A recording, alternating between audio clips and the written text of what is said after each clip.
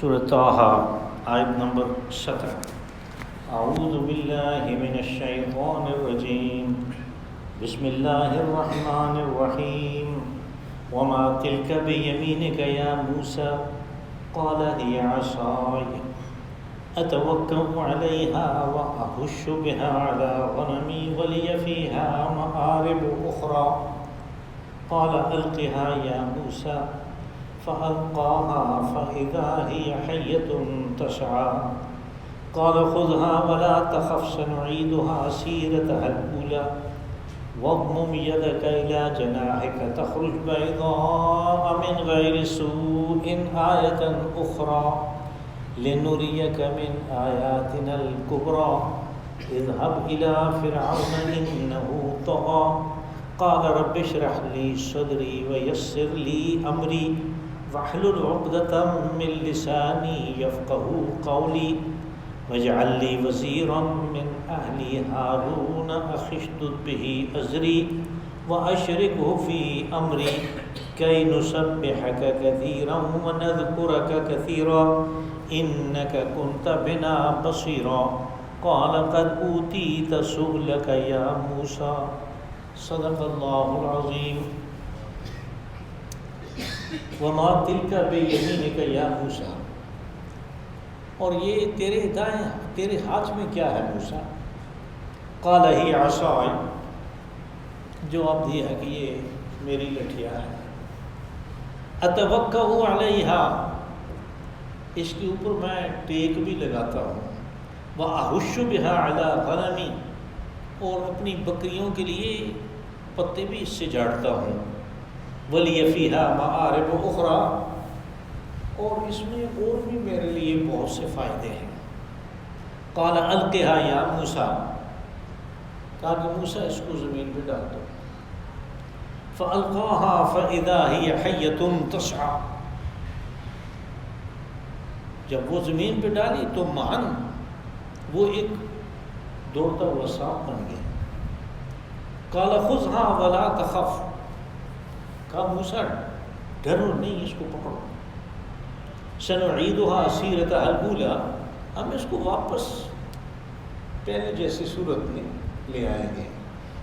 واضمم يدك الى جناحك تخرج بيضاء من غير سوء آیة اخرى، اور اپنا ہاتھ سکیڑ کے بغل کی طرف لے جاؤ، جب باہر نکالو گے تو وہ چمکتا ہوا ہوگا، اس میں بیماری کوئی نہیں ہوگی۔ یہ دوسری نشانی ہے۔ لنریک من آیاتنا الکبریٰ، اور یہ تمہیں ہم نے دکھایا ہے کہ ابھی اور بڑی نشانیاں ان کے اندر مضمر ہیں۔ اذهب الى فرعون انه طغى، اب تمہارے ذمہ کام یہ ہے کہ جاؤ فرعون کی طرف، وہ بہت سرکش ہو گیا ہے۔ قال رب اشرح لي صدری، تو حضرت موسیٰ علیہ السلام نے دعا کی کہ یا رب اس کام کے لیے میرا سینہ کھول دے، ویسر لی امری، اور میرے اس فرض کو میرے لیے آسان کر دے، واحلل عقدۃ من لسانی، اور میری زبان میں جو گرا ہے اس کو کھول دے، یفقہوا قولی، تاکہ میں اپنے معافی ضمیر کو صحیح بیان کروں، لوگ سمجھ سکیں۔ وَاجْعَلْ لِي وَزِيرًا مِّنْ أَهْلِي، اور میرے لیے ایک مددگار میرے خاندان میں سے دے دے، ہارون اخی، اور یہ ہارون ہے جو بھائی ہے میرا۔ اشدد بہ ازری واشرکہ فی امری، میری کمر اس کے ذریعے سے مضبوط کر اور اس کو میرے کار نبوت میں شریک کر۔ کہ نسبحک کثیرا ونذکرک کثیرا، اور یہ اس لیے ہے کہ ہم تیری تسبیح کر سکیں زیادہ سے زیادہ، اور تیرا ذکر کر سکیں زیادہ سے زیادہ۔ انک کنت بنا بصیرا، بے شک تو ہمارے حال سے پوری طرح واقف ہے، دیکھ رہا ہے۔ قال قد اوتیت سؤلک یا موسیٰ، جواب آیا کہ موسیٰ تیری تمام درخواستیں منظور ہوئی، جو تم نے مانگا وہ تجھے دیا۔ یہ حضرت موسیٰ علیہ السلام کا جو اللہ سے کلام شروع ہوا تھا کہ انہوں نے آگ دیکھی تو جب گئے تو آواز آئی کہ انی انا اللہ، کہ میں تو تیرا رب ہوں۔ اب یہ دیکھنے کی بات ہے کہ اللہ نے اس سے پہلے یا اس کے بعد کسی سے بلا مشافہ کلام نہیں کیا۔ قرآن حکیم میں آگے اس بات کی تصریح موجود ہے، اس کی وضاحت موجود ہے، اور وہ سورہ شورى کے آخر میں ہے کہ ما کان لبشر ان یکلمہ اللہ، کسی بشر کے لیے یہ ممکن نہیں ہے کہ وہ اللہ سے کلام کرے الا من وراء حجاب، مگر پردے کے پیچھے سے، او یرسل رسولا، یا ہم اس کی طرف وہی بھیجتے القاء کرتے ہیں، وہی بھیجتے ہیں، اپنا یعنی پیغام جو ہے وہ اس کو پہنچا دیتے ہیں۔ حضرت موسیٰ علیہ السلام کی یہ خاص صفت ہے کہ وَكَلَّمَ اللَّهُ مُوسَىٰ تَكْلِيمًا، کہ اللہ نے موسیٰ سے کلام کیا۔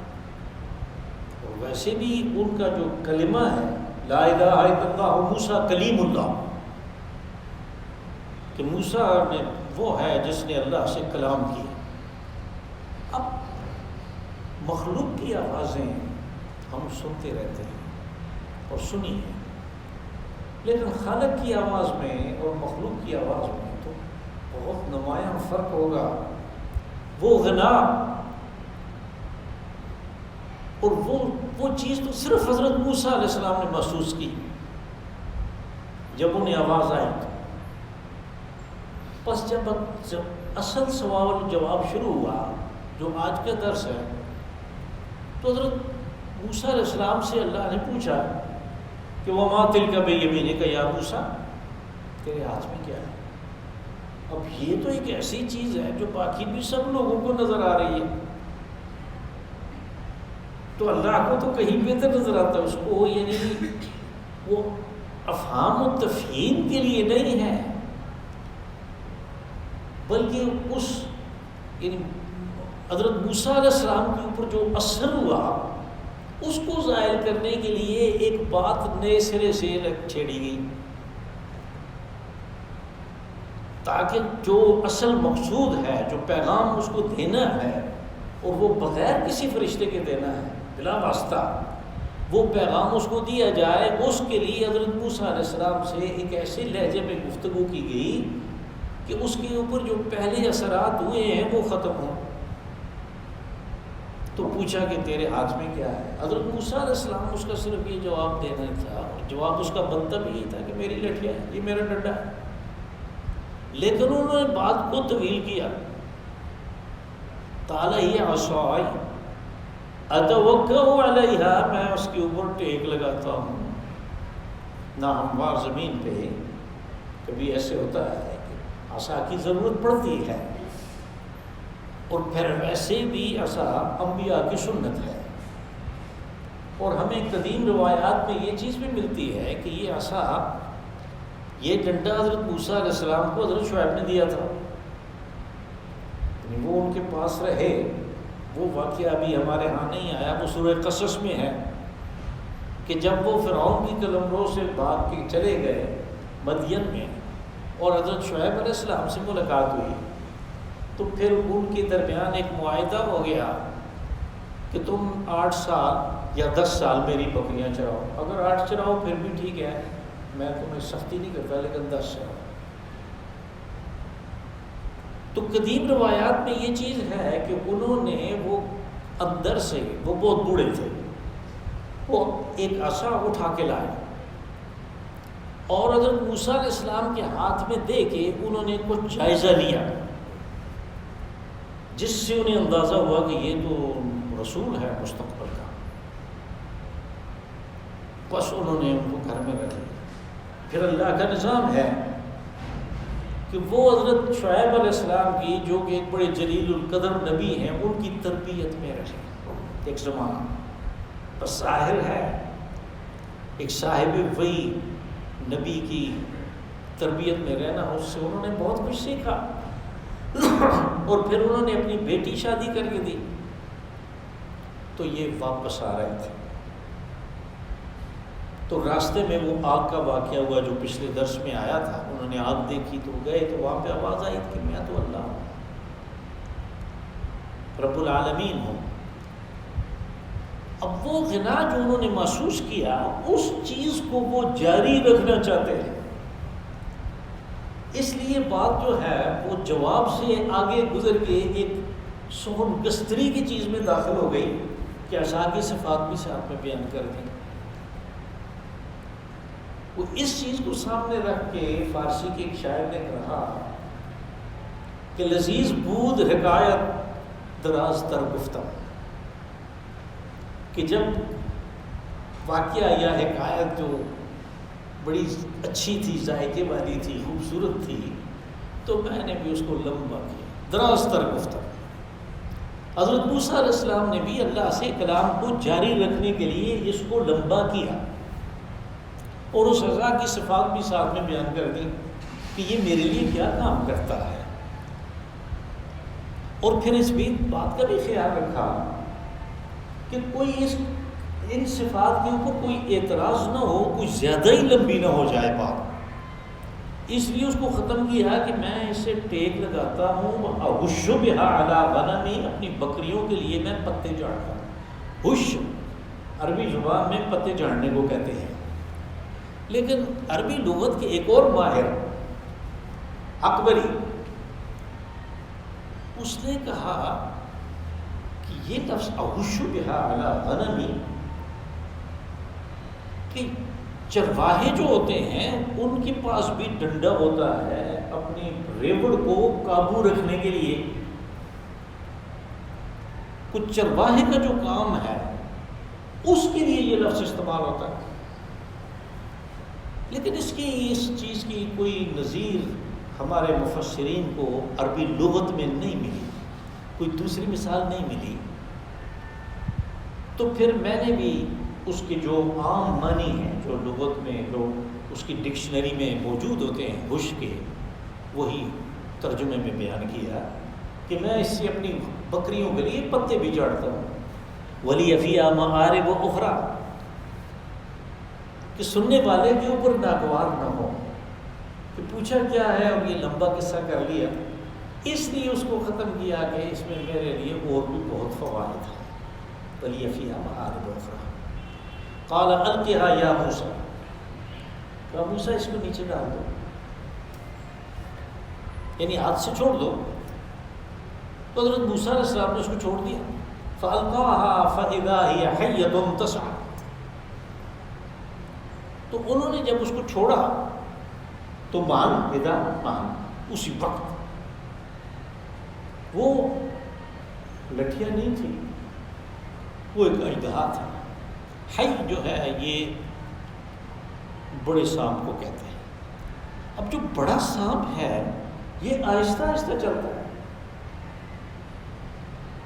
اور چھوٹے جو ہوتے ہیں یہ بڑے تیز جاتے ہیں، تو تسعیٰ کا لفظ استعمال ہوا کہ تھا تو وہ سائز میں بڑا لیکن وہ تیز بھاگ رہا تھا، یعنی وہ حی بھی تھا لیکن تسعیٰ وہ تیز بھی جاتا تھا۔ ظاہر ہے اس قسم کی چیز سے، سانپ سے ڈرنا، خوفزدہ ہونا، یہ تو ایک فطری امر ہے، اس سے تو کوئی انکار ہی نہیں کر سکتا۔ اور سانپ اور اس قسم کی چیزیں وہ جب انسان کو کے اوپر حملہ آور ہوں تو پھر تو اس کے اوسان ختم ہو جاتے ہیں۔ تو حضرت موسیٰ علیہ السلام بھی ڈر گئے، حکم ہوا کہ لا تخف، ڈرو نہیں، خذھا ولا تخف، اس کو پکڑو ڈرو نہیں، سنعیدھا سیرتھا الاولی، ہم اس کو واپس جو اصل اس کی شکل ہے سیرتھا الاولی پہلے والی اس میں کر دیں گے، تو پکڑو اس کو۔ حضرت موسیٰ علیہ السلام نے اس کو پکڑا۔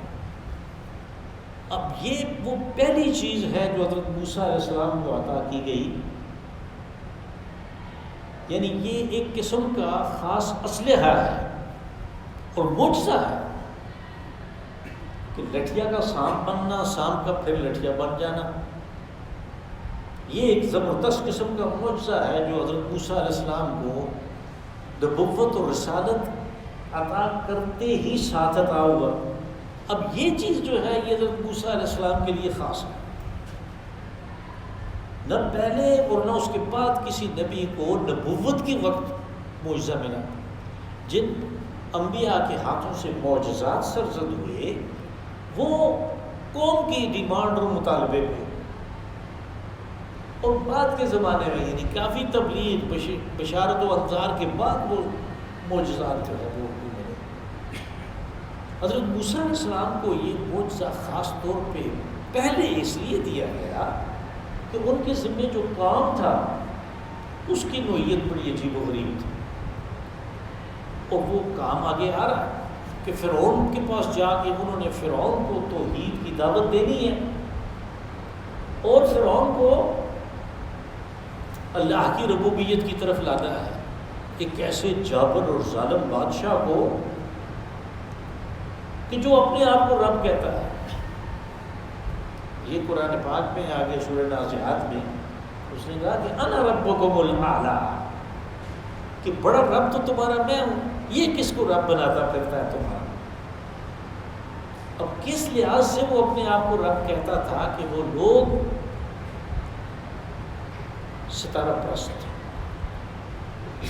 یعنی اجرام فلکی کی پوجا کرنے والے تھے، ہر قبیلے نے اپنا ایک ستارہ بطور معبود رکھا ہوا تھا،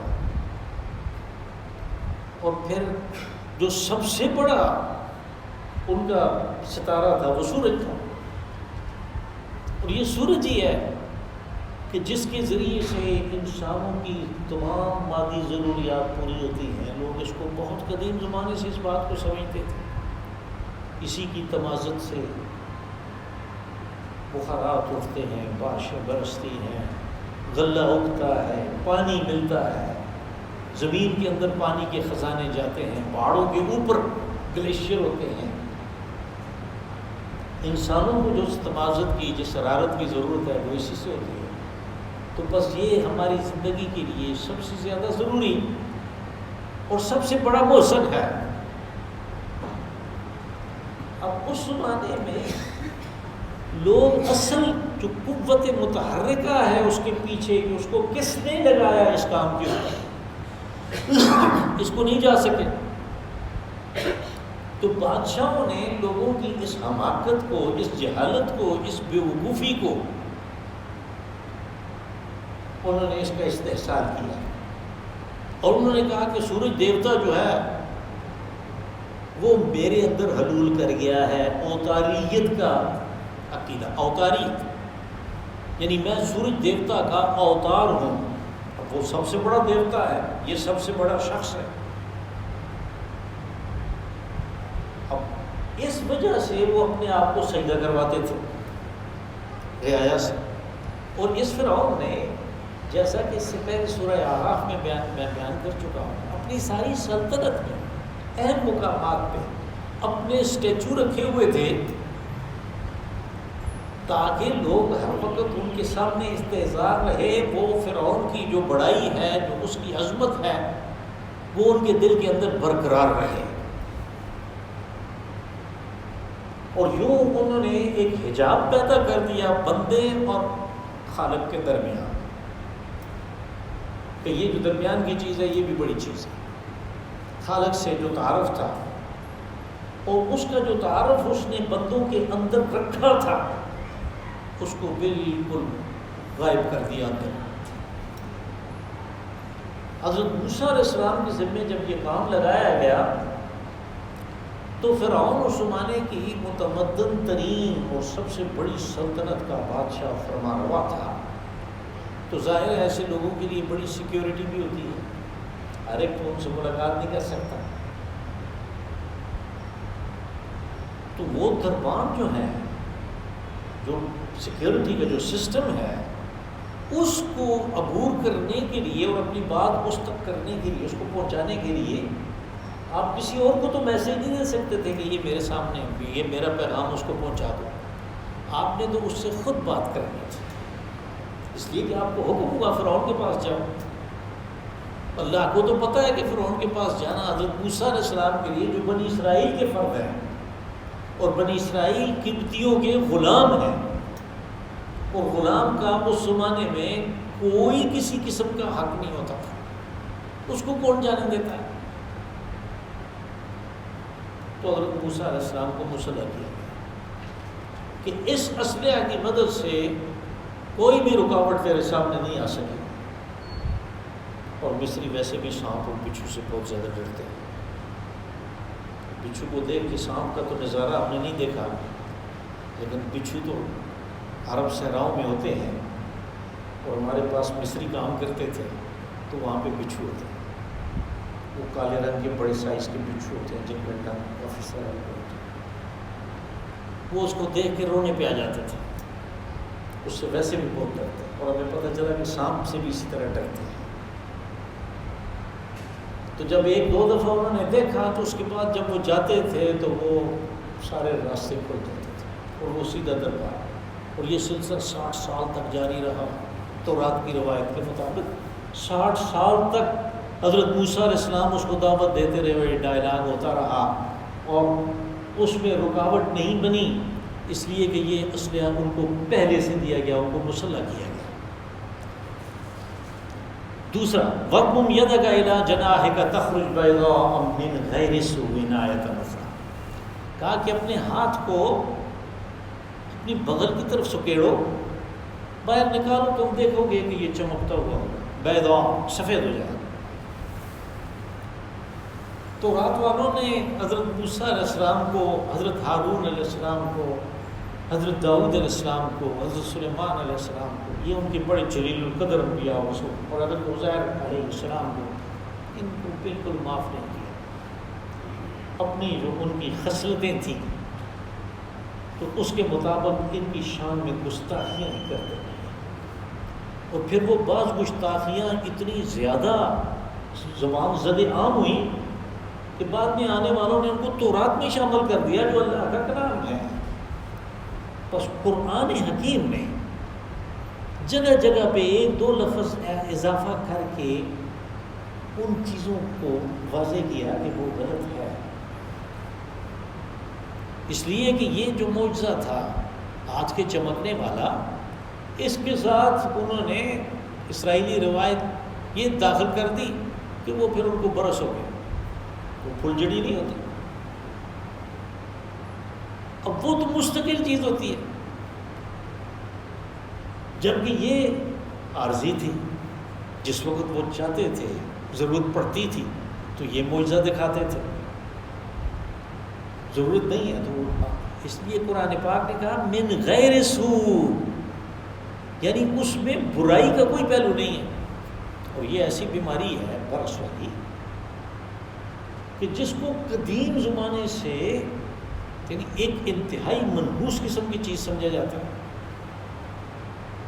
اور رسول اللہ صلی اللہ علیہ وسلم نے جن بیماریوں سے پناہ مانگی ان میں یہ بھی ہے، من البرس والجنون والجذام وسیء الاحکام، کہ آپ نے برس سے جنون پاگل پنا اور جذام کوڑ کیا ہے، یہ ڈیپ ایکزیما جو ہو جاتا ہے، مسل خراب ہونے شروع ہو جاتے ہیں، تو بعض جگہوں پہ اس کو ماسکورا بھی کہتے ہیں. تو یہ بیماری ہے. تو ان بیماریوں سے آپ نے پناہ مانگی. تو انہوں نے حضرت موسیٰ علیہ السلام کے ذمہ یہ چیز لگا دی. قرآن پاک نے من غیر سوء یہاں پہ اضافہ کیا اس بات کا کہ وہ بیماری والی کوئی بات نہیں تھی، اس میں برائی کی کوئی چیز نہیں تھی. من غیر سوء آیۃ اخریٰ کا وہ پہلی نشانی تھی، یہ دوسری نشانی ہے. اب یہ دو نشانیاں کہا کس لیے دکھائیں تمہیں، لِنُرِيَكَ مِنْ آیَاتِنَا الْكُبْرَىٰ، کہ تاکہ تمہیں ہم اپنی بڑی بڑی نشانیاں دکھائیں. اب ان کے اندر سے اور نشانیاں نکلی کہ فرعون کے ہاں مثال کے طور پہ اسی لٹھیا سے حضرت موسیٰ علیہ السلام نے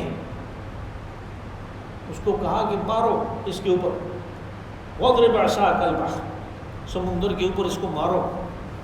12 راستے بن گئے، بنی اسرائیل پار ہو گئے. پار گئے آگے چلے تو صحرا تھا، پانی نہیں تھا. اسی لٹھیا کو چٹان پہ مارا تو 12 چشمے نکلے. تو لِنُرِيَكَ مِنْ آیَاتِنَا الْكُبْرَىٰ، یعنی یہ تو نشانی ہے، لیکن پھر اس کے ساتھ اور بھی اس کے اندر سے بہت سی نشانیاں نکلیں گی. اذهب إلى فرعون إنه طغى، اب یہ فرض جو ہے یہ بتایا کہ یہ سارا کچھ کس لیے کیا جا رہا ہے. اللہ نے کلام کیا اور معجزات عطا کیے اور مسلح کر کے کہا کہ جاؤ فرعون کی طرف جاؤ. وہ بہت سرکش ہو گیا.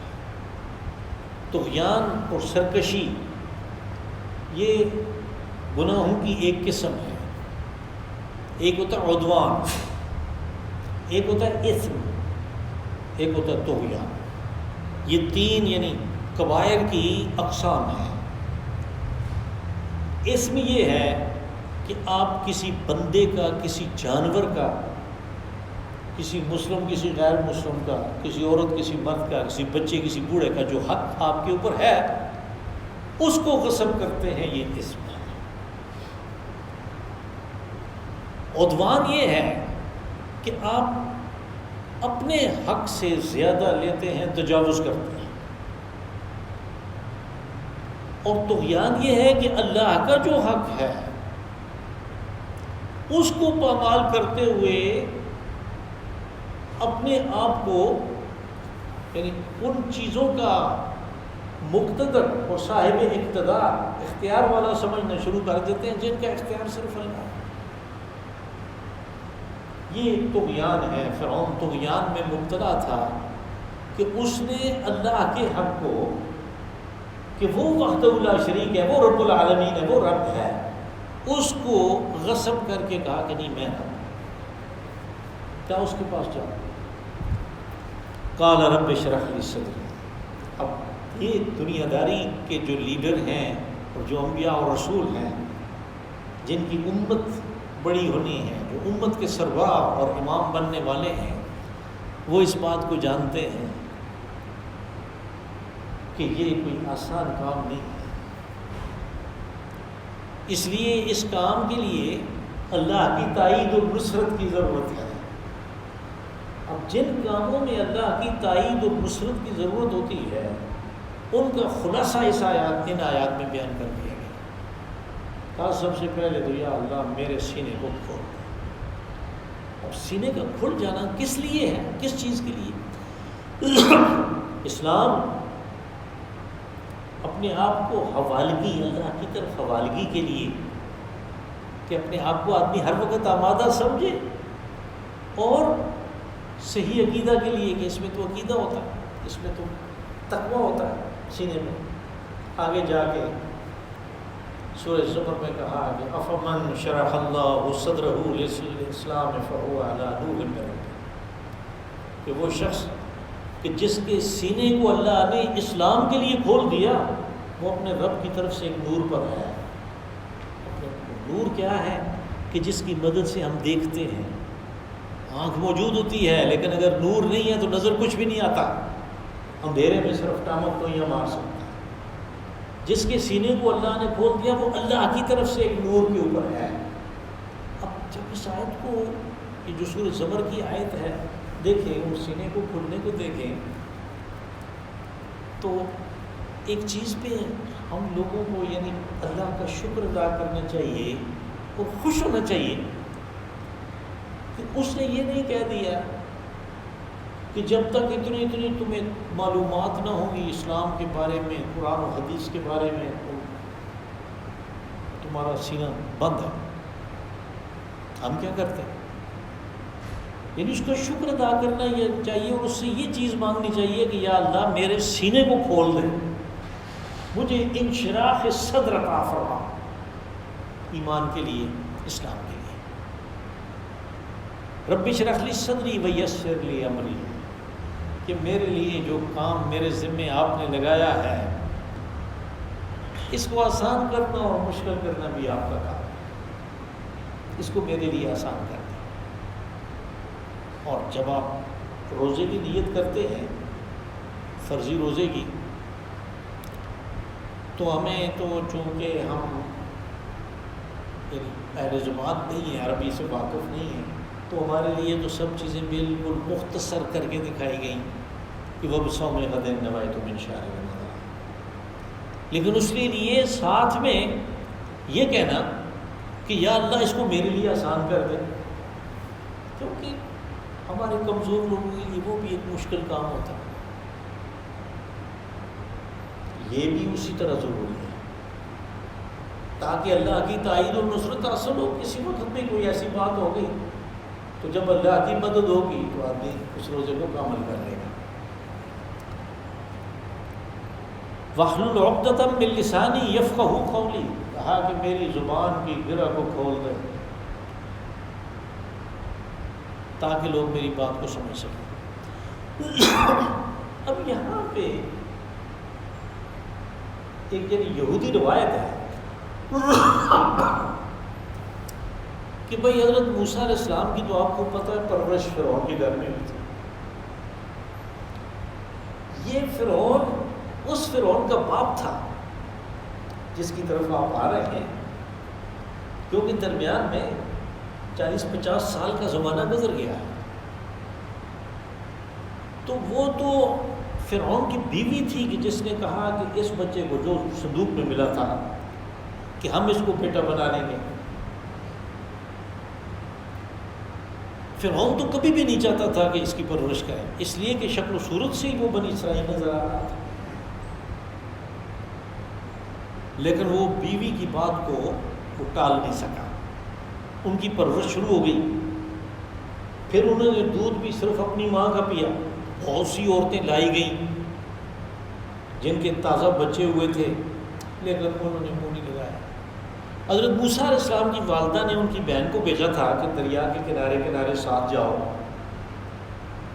تو پھر دیکھو کہ یہ کدھر جاتا ہے، یہ ٹوکرا جس میں وہ رکھا ہوا ہے۔ تو وہ تو محل میں چلا گیا، محل والوں نے پکڑ لیا۔ تو پھر جب وہ عورتیں لائی گئیں، وہ سب کچھ ہوا، تو یہ بھی ادھر کھڑی تھی حضرت موسیٰ علیہ السلام کی بہن، تو وہ بڑی حیران پریشان ہو گئی کہ یہ تو دودھ ہی نہیں پیتا۔ تو اس نے کہا کہ میں تمہیں بتاتی ہوں ایک ایسی خاتون کہ جس کا دودھ یہ پی لے گا۔ تو نے کہا لے آؤ، تو حضرت موسیٰ علیہ السلام کی ماں بولی، پھر انہوں نے دودھ پیا۔ اب یہ جب ذرا بڑے ہوئے تو وہ میں یہودی روایت کی بات کر رہا تھا، تو ایک دن انہوں نے فرعون کی داڑھی پکڑی اور اس کے منہ پہ تمانچہ رسید کر دیا۔ اس نے کہا بیوی سے کہ میں تمہیں کہتا تھا کہ یہ غلط آدمی ہے۔